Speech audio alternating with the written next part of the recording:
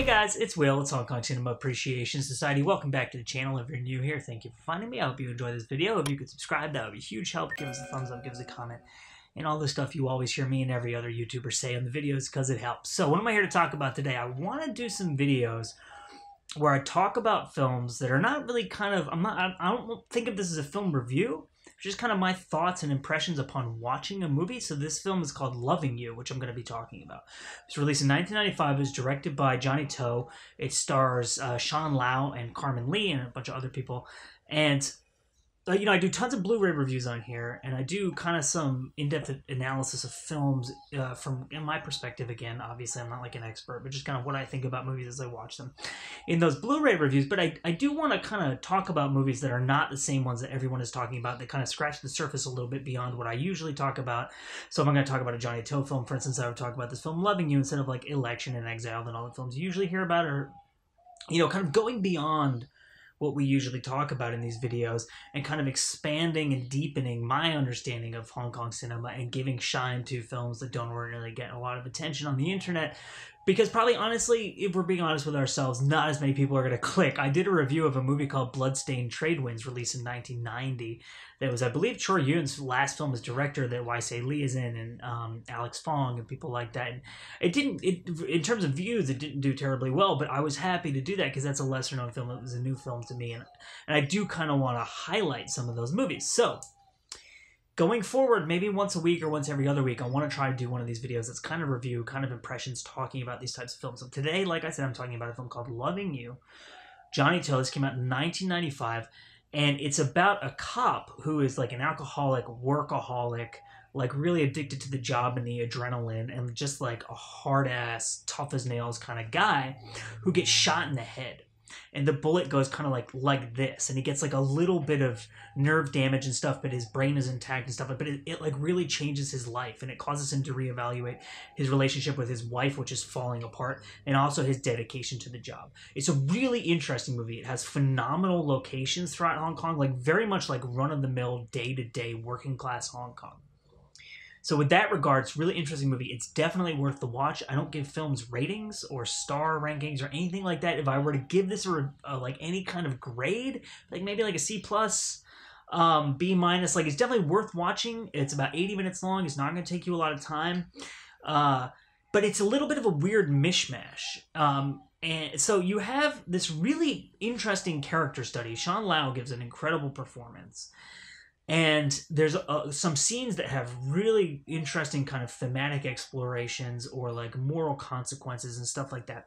But then you have, alongside this kind of what is essentially a melodrama about this guy and his wife, you have what is like really like I wouldn't even say second rate, I would say like a third rate heroic bloodshed, kind of like John Woo. Like it seems like this attempt to rip off both The Killer and Hard Boiled at the same time. Right? Because you have like the criminal, who's the guy who shoots the Sean Lau character, who's kind of locked into him, and they're having this duel of like wits and egos and stuff like that, right?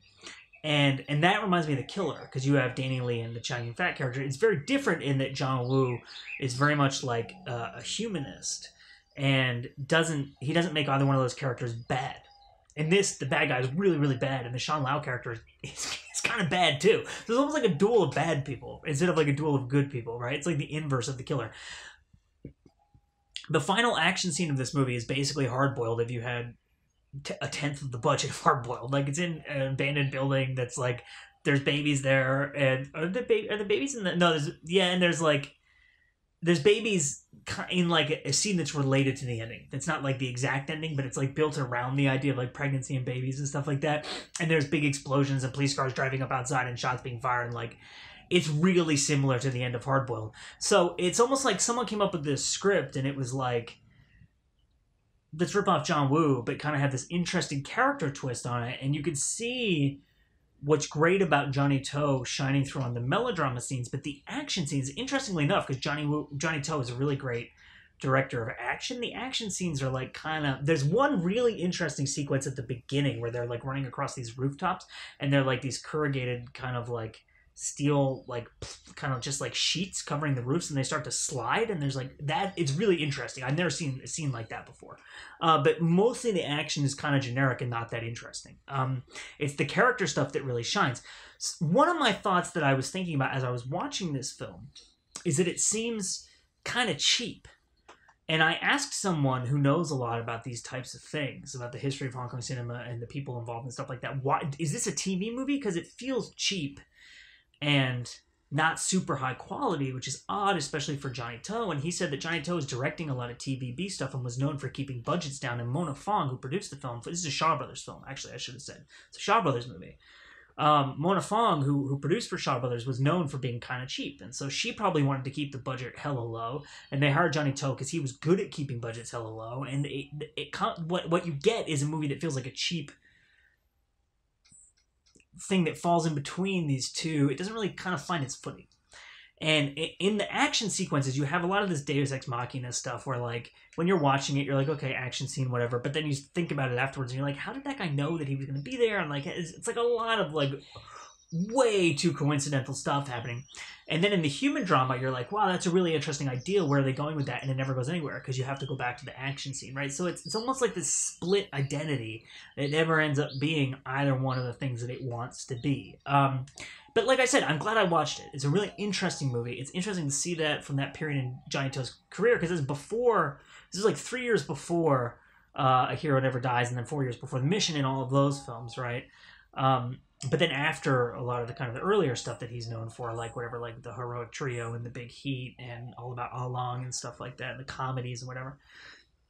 And so it's a very interesting movie because you're like, what is it? And it doesn't ever figure out what it is. And some of it actually really reminds me of American 90s romantic melodramas, and like the intense focus on character and the lack of really like a plot, and like these scenes of really intense, heightened, over the top emotions. And there's a pop song that repeats throughout the movie in different motifs. Like the actual song will be there, but then in a different scene it'll be like a low-key synthesizer version of it. And it as a melodrama, I think it has moments of extreme effectiveness and could have potentially been very effective over the course of an entire film had it retained its focus on being a melodrama. It's also kind of too short to fully realize a lot of its ideas. So it sounds like I'm being heavily critical of this film, but the reason is that it could have been really, really good, and it's not quite there.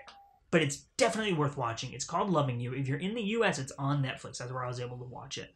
Like I said, Johnnie To, Sean Lau. I think this is before Sean Lau became like a very big box office drawn movie star. But it's a really good performance. It kind of reminds me of, it's kind of like vintage Chow Yun-fat, but Chow Yun-fat had that humanity and that humor that always comes through.